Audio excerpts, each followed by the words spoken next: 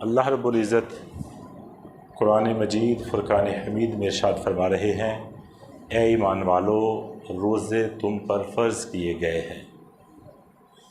کس طرح فرض کیے گئے ہیں؟ جس طرح تم سے پہلی امتوں پر فرض کیے گئے تھے۔ اور فرض کیے کیوں گئے ہیں؟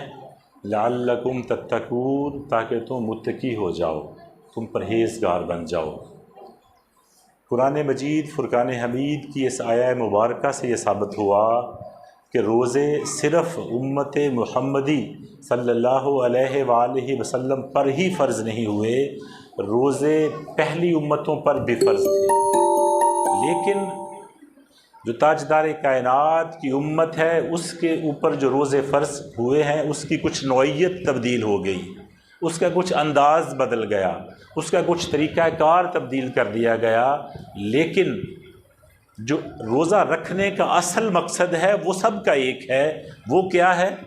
لعلکم تتقون، تاکہ متقی ہو جاؤ، تم روزہ رکھ کے پرہیزگاری اختیار کر لو، روزہ رکھ کے اللہ سے ڈرنا شروع کر دو۔